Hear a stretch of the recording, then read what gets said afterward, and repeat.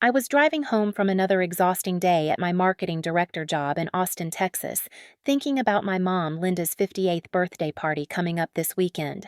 My mind drifted to all those childhood memories of her birthday celebrations when I was little, the way she would light up when we surprised her with homemade cards and small gifts. After weeks of being buried in work, I was genuinely excited to spend quality time with my family. I had already planned to stop by that little bakery downtown that makes her favorite lemon cake and pick up the cashmere scarf I had been saving up for. Before I tell you what happened next, let me know where you are watching from in the comments below. Hit that like button and subscribe for more real-life stories. Trust me, you are going to want to hear how this family gathering turned my world upside down. I had spent the entire week meticulously planning every detail for Mom's birthday celebration.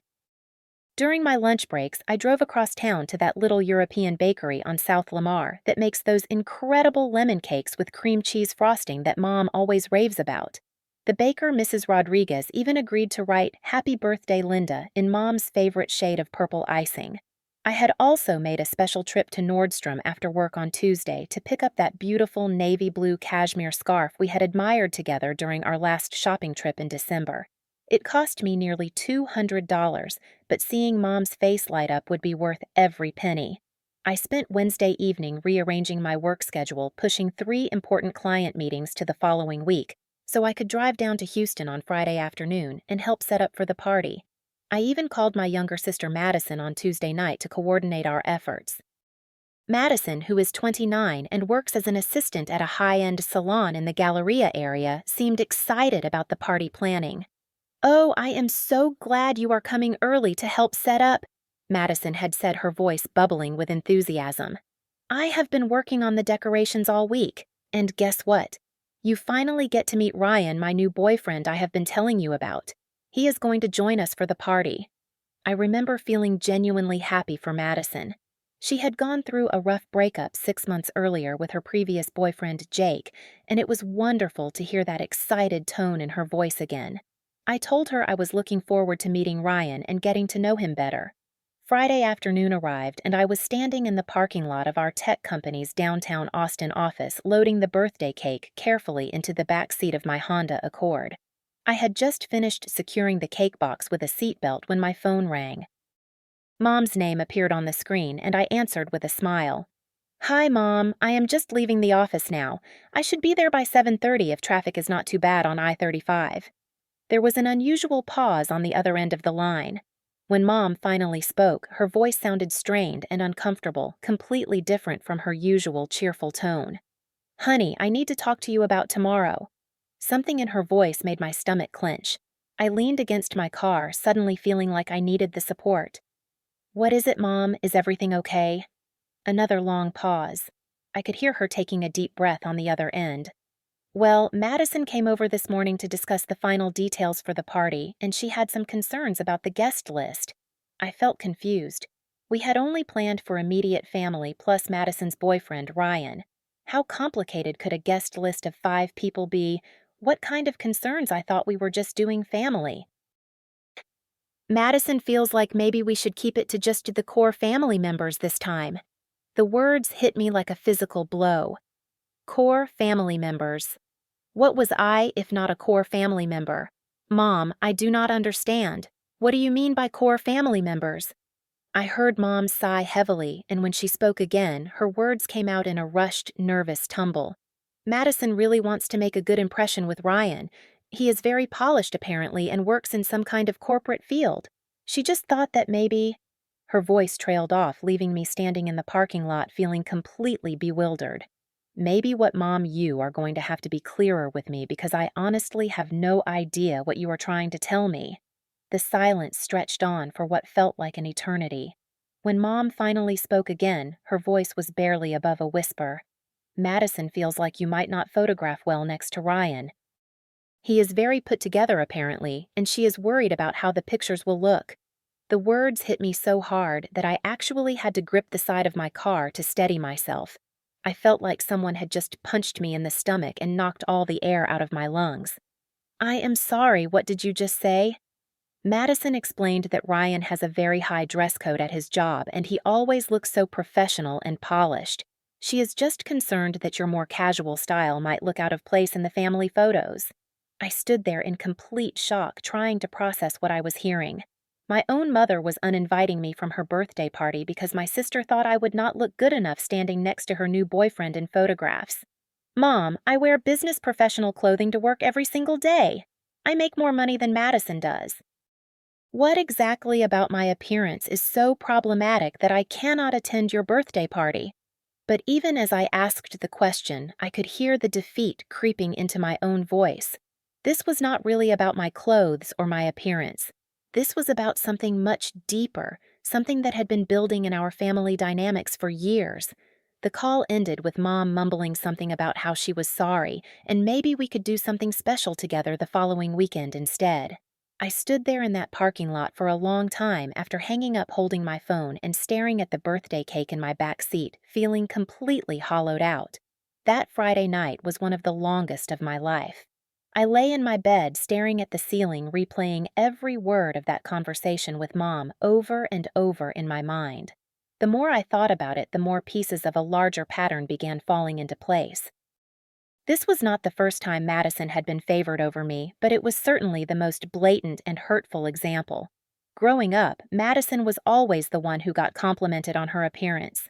She was the pretty daughter, the one with the naturally blonde hair and blue eyes who looked like a junior version of Mom. I was always the smart daughter, the practical one, the one who got good grades and won academic awards. People would say things like, "Madison is going to be a heartbreaker when she grows up," and then turn to me and say, "And Whitney is going to be so successful in whatever she chooses to do." I had convinced myself over the years that I was okay with that dynamic. I was proud of my intelligence and my professional accomplishments. I had worked hard to build a successful career in marketing, and I made a good living. But lying there in my bed that night, I realized that some part of me had always wondered if my family saw me as the less valuable daughter, the one who was useful but not particularly special. Now I had my answer. Saturday and Sunday crawled by at an agonizing pace. I tried to keep myself busy deep cleaning my apartment and catching up on work emails, but I could not stop checking social media. Madison had posted several photos on Instagram throughout the weekend showing her getting ready for the party. I caught glimpses of Ryan in the background of a few shots, tall, dark-haired, wearing what looked like an expensive navy blue suit. When friends texted asking about my weekend plans, I found myself making up excuses about why I was staying in Austin. I could not bear the thought of explaining to people that I had been uninvited from my own mother's birthday party because I was not attractive enough to be in photos with my sister's new boyfriend. Sunday evening, I sat in my apartment eating Thai takeout straight from the container while my family was probably cutting the lemon cake I had ordered and opening gifts. The cashmere scarf sat in its Nordstrom box on my kitchen counter, a $200 reminder of how naive I had been to think I was a valued member of my own family. Monday morning brought a phone call from Madison that made everything infinitely worse. Her voice was bright and bubbly, full of excitement about how wonderful the party had been. "Whitney, I have to tell you about yesterday. Ryan was such a huge hit with Mom. She absolutely loves him." I gripped my coffee mug tighter, trying to keep my voice neutral. "That is great, Madison. I am glad the party went well." "Oh my God, you should have seen him. He brought Mom this gorgeous bouquet of white roses, and he spent like an hour talking to her about investment strategies and retirement planning. And he was dressed so perfectly, this amazing charcoal gray suit that probably cost more than my monthly rent." Each detail felt like another small knife wound. I could picture Mom's delighted face as this polished stranger charmed her with expensive flowers and financial advice. "He works in the tech industry, actually," Madison continued, oblivious to my growing discomfort. "Some big company with offices all over Texas. He was telling Mom about all these business trips he takes and the conferences he speaks at. I think she was more impressed with him than she has ever been with any guy I have brought home." The mention of tech industry made something twist in my stomach, but I could not quite put my finger on why. "Good thing you were not there, though," Madison added with a casual laugh that cut right through me. It would have been so awkward trying to get good photos with everyone dressed so differently. "Ryan looked like he stepped out of a magazine, and you know how you usually dress for family things." That comment was the final straw. It confirmed what I had suspected: this had not been Mom's decision at all. Madison had orchestrated my removal from the family celebration, and Mom had simply gone along with it. After hanging up, I sat in my office chair feeling like I had been emotionally gutted. Not only had I been excluded from my mother's birthday, but my sister had enjoyed the party even more because of my absence. The betrayal felt complete. I threw myself into my work that week, staying late every night and volunteering for extra projects. Anything to avoid going home to my empty apartment, where I would inevitably start thinking about how expendable I apparently was to my own family. Wednesday morning started like any other workday. I arrived at our company's downtown Austin office building at 8:15, grabbed my usual large coffee from the lobby Starbucks, and settled into my corner office to review quarterly marketing reports. I had 3 interviews scheduled that day for a new position on our team, and I wanted to make sure I was prepared. At 9:25, my assistant Jennifer knocked on my office door. "Your 9:30 appointment is here," she announced. I glanced up from my laptop, expecting to see the first candidate for our new marketing coordinator position. We had been looking for someone with strong analytical skills and experience in digital campaigns to help manage our growing client portfolio. "Send them in," I said, straightening my blazer and pulling up the candidate's resume on my screen. The door opened, and a tall man in a perfectly tailored navy blue suit walked into my office. He was carrying a leather portfolio and had the kind of confident bearing that suggested extensive corporate experience. I looked up from my computer screen to greet him, and my entire world stopped.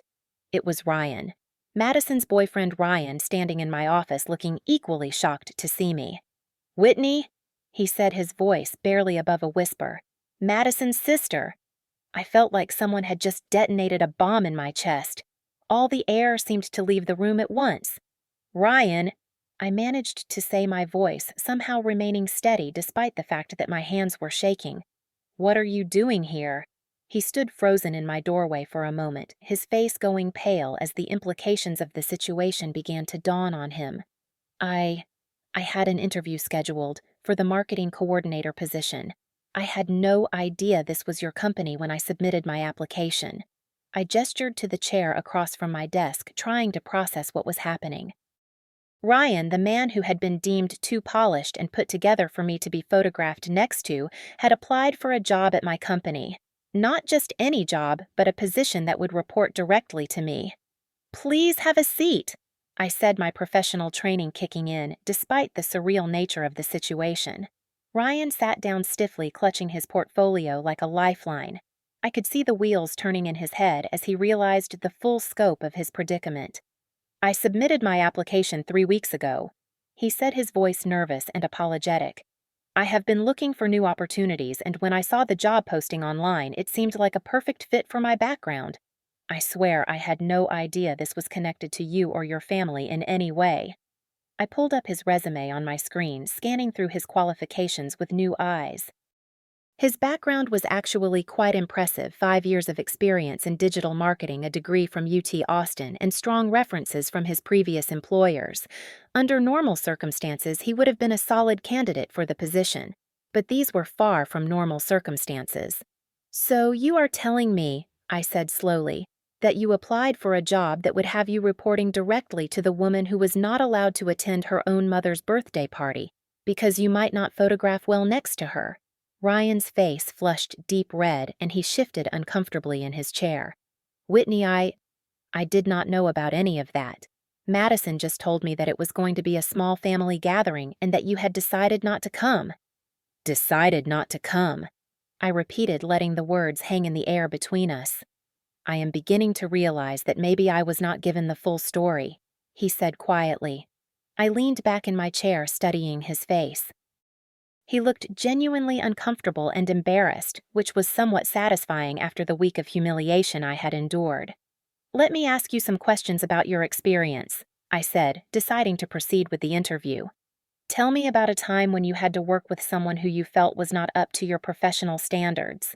The question was pointed, and we both knew it. Ryan swallowed hard before answering. I have always believed that professional competence matters more than appearances," he said carefully. Some of my best colleagues have been people who might not fit a traditional corporate image, but who brought incredible skills and insights to our team. Interesting perspective, I said, making a note on his resume. And how do you handle situations where you need to collaborate closely with your direct supervisor, especially if there might be any personal complications or conflicts of interest? Ryan was sweating now, clearly understanding that every question was loaded with subtext about our family situation. I believe in maintaining strict professional boundaries and treating all colleagues with equal respect regardless of any outside relationships, he said.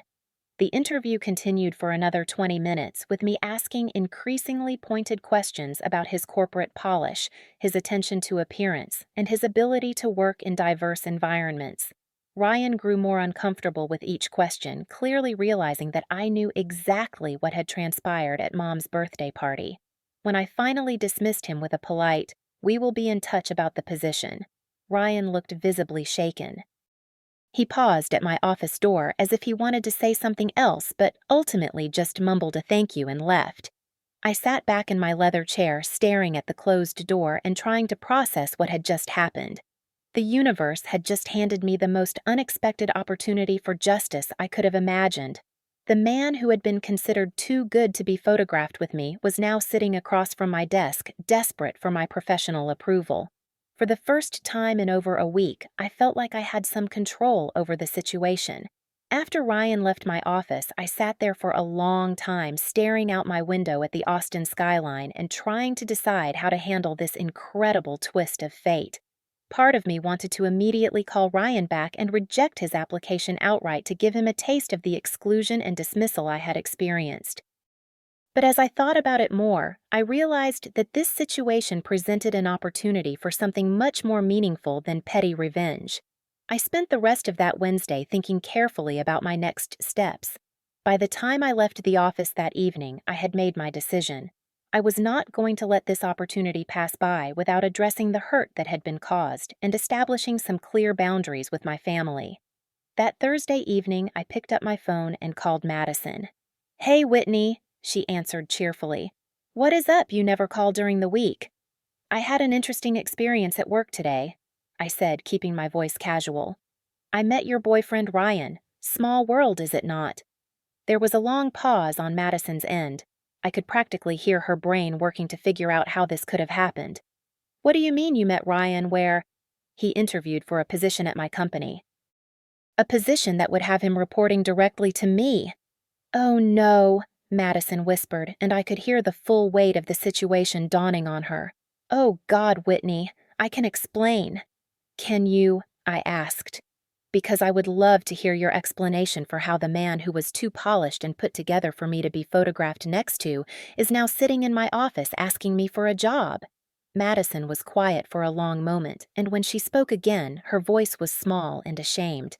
"Whitney, I am so sorry. I panicked, okay? I really like Ryan, and I wanted to make such a good impression. I thought if Mom's party looked really perfect and elegant, it would show him how put together our family is.